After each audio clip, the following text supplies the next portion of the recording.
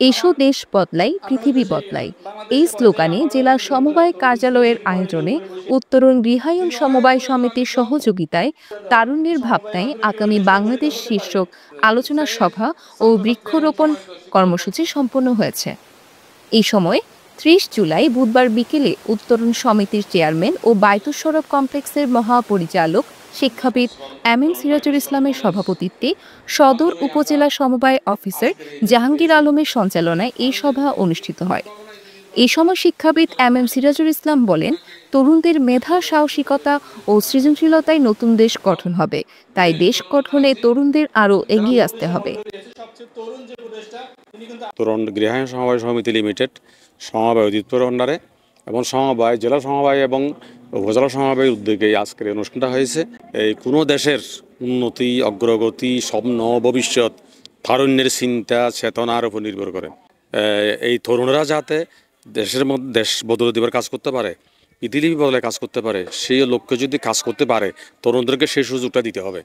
কিন্তু তরুণরা করে আজকে একটা সুযোগ এনে দিছে, সেই সুযোগটাতে তরুণরা কাজে লাগাইতে পারলে এই দেশের ভবিষ্যৎ অনেক উজ্জ্বল। কিন্তু এই তরুণরা অতীতে স্বপ্ন দেখেছিল, কিন্তু সেই স্বপ্ন ভঙ্গ হয়ে গেছে। আমরা আশা করব আজকের তরুণরা যে চিন্তা করেছে আগামী দিনে বাংলাদেশ বিনির্মাণের জন্য, তাদেরকে সেই সুযোগ দিয়ে দেশটা যাতে আমরা গড়ে তুলতে পারি আগামী প্রজন্মের জন্য। এই সময় প্রধান অতিথি ছিলেন জেলা সমবায় কর্মকর্তা মোস্তফা কামাল। বিশেষ অতিথি ছিলেন উত্তরণ গৃহায়ণ সমবায় সমিতির সাধারণ সম্পাদক ফরিদ আহমেদ, উত্তরণ গৃহায়ণ সমবায় সমিতির জিএম দেলোয়ার হোসেন, উত্তরণ কলেজের প্রভাষক রিয়াজ উদ্দিন, জেলা সমবায় কার্যালয় উপসহকারী নিবন্ধক কবির আহমদ।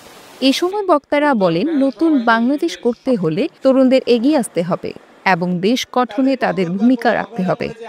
লক্ষ্যটা যে তারুণ্যকে স্বীকৃতি দেওয়া, যে তরুণরা যে দেশ পাল্টাচ্ছে, তরুণের স্বপ্নে দেশ পরিচালিত হচ্ছে, তরুণের ভাবনাটাকে স্বীকৃতি দেওয়া এবং তরুণকে স্মরণ করা এবং তরুণদেরকে আরও স্বপ্ন দেখা, আরও যেন বাংলাদেশের দায়িত্ব নিতে পারে, সেই তাদেরকে স্বপ্নটা আবার পুনর্জাগৃত করে দেওয়া। ওনাদের ভাবনাটা কিভাবে আমরা আমাদের রাষ্ট্রীয় অবকাঠামোতে প্রত্যেকটি রাষ্ট্রীয় বিভাগে, কৃষিক্ষেত্রে, শিক্ষাক্ষেত্রে প্রত্যেকটি বিভাগে আমরা ওনাদের এই ভাবনাটা কিভাবে আমরা নিয়ে আসতে পারি, এগুলোরই উপরেই আলোচনা করে জাতি হয়তো একদিন এই দেশকে একটা পর্যায়ে পৌঁছাতে পারবে। এই যে আমরা বৃক্ষরোপণ কেন করব, স্কুল পরিষ্কার পরিচ্ছন্ন কেন রাখবো, আমার পরিবেশ, আমার পরিবার, আমার সমাজ যদি আমরা সবকিছু নিট অ্যান্ড ক্লিন, পরিষ্কার পরিচ্ছন্ন রাখতে পারি, আমার আচরণে, কথাবার্তায়, আমার নৈতিকতায় আমি যদি পরিষ্কার পরিচ্ছন্ন রাখতে পারি, তাহলে দেশ ঠিক থাকবে। পাকিস্তানি হামলা বাহিনী তারা আমাদের উপর গ্রাস করে রেখেছিল বাংলাদেশের সাধারণ মানুষকে। পরে বৃক্ষরোপণ কর্মসূচি ও পরিচ্ছন্নতা অভিযান হয়।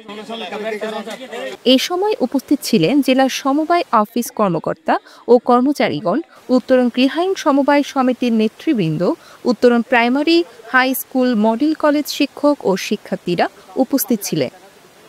News desk, CCN।